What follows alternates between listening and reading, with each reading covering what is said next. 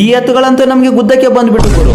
Hello friends, ಇವತ್ತು ನಾವು ಸ್ವಲ್ಪ ಕೆಲಸ ಇರೋದ್ರಿಂದ ಉನ್ಗೊಂಡು ಹೋಗ್ತಾ ಇದ್ವಿ. ರೋಡಲ್ಲಿ ಹೋಗ್ಬೇಕಾದ್ರೆ ಹೊರಗೋಡ್ತೀನಿ ಎತ್ತಿನ ಬಂಡಿ ರೇಸ್ ಇಟ್ಟಿದ್ರು. ನಾನಂತರೂ ಜೀವನದಲ್ಲಿ ಒಂದ್ಸರಿನೇ ಎತ್ತಿನ ಬಂಡಿ ರೇಸ್ ನೋಡಿಲ್ಲ. ನೋಡ್ಕೊಂಡು ಹೋಗೋಣ ಅಂದಿದ್ದಕ್ಕೆ ನಮ್ ಸರ್ನು ಓಕೆ ಅಂದ್ರು. ಅಲ್ಲಿ ಬೇರೆ ಬೇರೆ ಎತ್ತುಗಳು ಬಂದಿದ್ವು, ಅವುಗಳನ್ನೆಲ್ಲ ನೋಡ್ತಾ ವಿಡಿಯೋ ಮಾಡ್ತಾ ನಿಂತ್ಕೊಂಡಿದ್ವಿ. ಆಮೇಲೆ ಕಾಯಿ ಹೊಡೆದು ಪೂಜೆ ಮಾಡಿ ಸ್ಟಾರ್ಟ್ ಮಾಡಿದ್ರು ನೋಡಿ ರೇಸ್. ಟೋಟಲ್ ಆಗಿ 4 ಜೋಡಿ ಎತ್ತುಗಳು ಬಂದಿದ್ವು. ಅದ್ರಲ್ಲಿ ಇವೇ ನೋಡಿ ಮೊದ್ಲಿಗೆ ಓಡಿದ್ದು.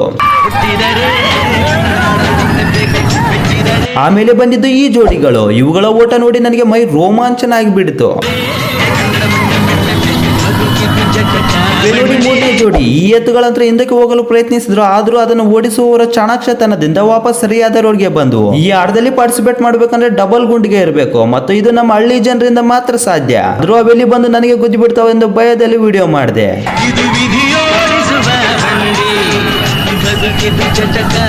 ಇವೇ ನೋಡಿ ಕೊನೆಯ 4ನೇ ಜೋಡಿ. ಈ 4 ಜೋಡಿಗಳಲ್ಲಿ ಯಾವ್ದು ಗೆದ್ದಿರಬಹುದು ನಿಮ್ ಪ್ರಕಾರ ಎಂದು ಕಮೆಂಟ್ ಮೂಲಕ ತಿಳಿಸಿ. ನೋಡ್ತಾ ನೋಡ್ತಾ ಟೈಮ್ ಆಗಿದೆ ಗೊತ್ತಾಗ್ಲಿಲ್ಲ. ನಮ್ ಕೆಲಸನೂ ಕ್ಯಾನ್ಸಲ್ ಮಾಡ್ಕೊಂಡು ವಾಪಸ್ ಹೊರಟೆ ನೋಡಿ ನಮ್ಮ ರೂಮ್ಗೆ. ಸಿಗೋಣ ಮುಂದೆ.